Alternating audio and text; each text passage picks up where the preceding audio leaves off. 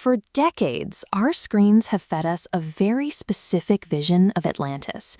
It's the ultimate sunken utopia, a glowing, technologically advanced society powered by magic, resting quietly at the bottom of the ocean.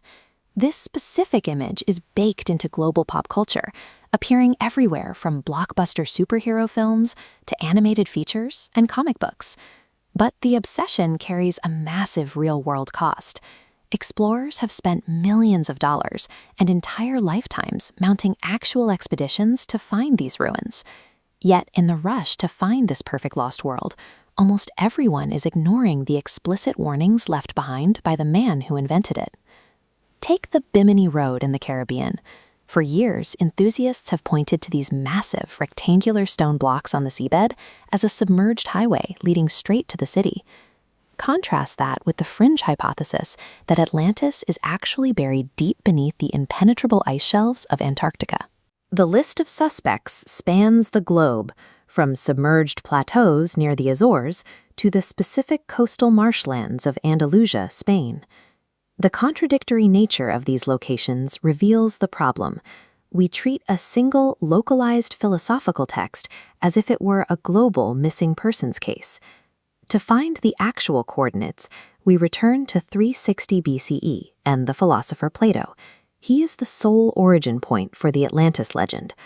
Only two original texts in existence mention the island nation: Plato's dialogues, the Timaeus and the Critias.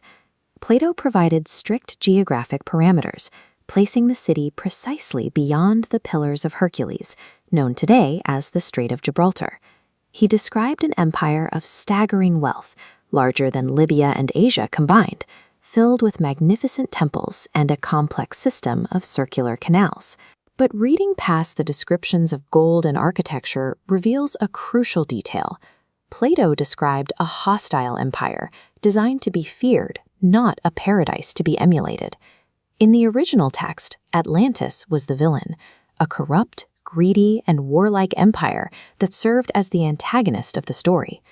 To punish this arrogance, the gods sank the entire civilization into the sea in a single day and night of misfortune. Most historians believe Plato built his allegory around the real-life destruction of the Minoan civilization around 1600 BCE.